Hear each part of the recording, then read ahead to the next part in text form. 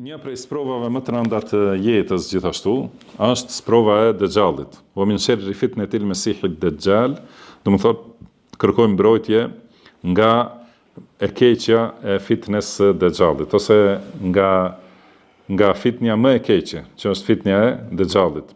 Dhe ka thënë pejgamberi sallallahu alaihi wasallam se ajo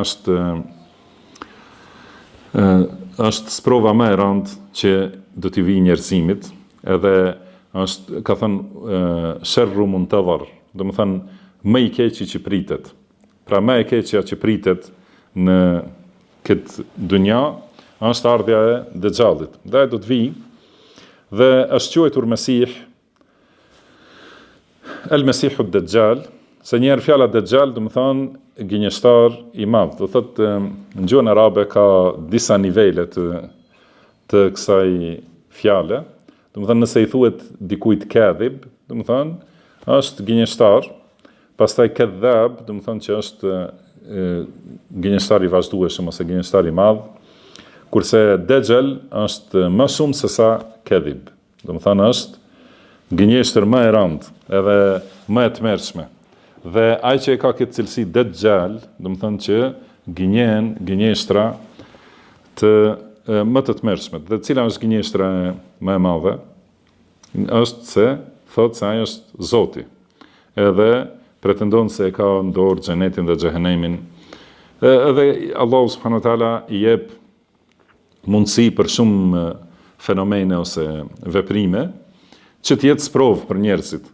Edhe prej tyre është se do të thënë u paraqet njerëzve sikur i nxjerr të vdekurit nga varret, edhe flasin, edhe u bën, do të thënë, shkon në përvende edhe urdhëron që të dalin thesaret e tokës, edhe dalin pasuri nga toka, edhe shkojnë pas Dejxhallit.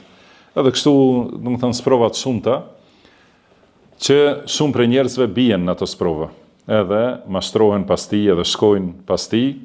Prandaj pejgamberi sallallahu alaihi wasallam ka thënë që kur dëgjon njeriu për ndonjë vend ku është Dejxhalli, të largohet nga ai vend, do të thënë tike në drejtim tjetër. Ka thënë men sami'a bid-Dejxhal falyan anhu.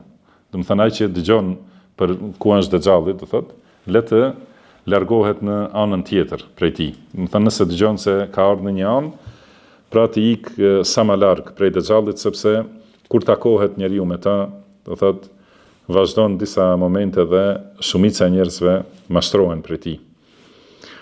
Për këtë shkak, njeriu gjithmonë përpara ardhjes Dejxhallit, do thotë, duhet t'i kërkojë mbrojtje Allahut që mos bjerë në sprovën e tij, sepse ai që bie në sprovën e Dejxhallit, do të thënë është në kufër edhe është në xhehenem përgjithmonë, Allahu na ruaj.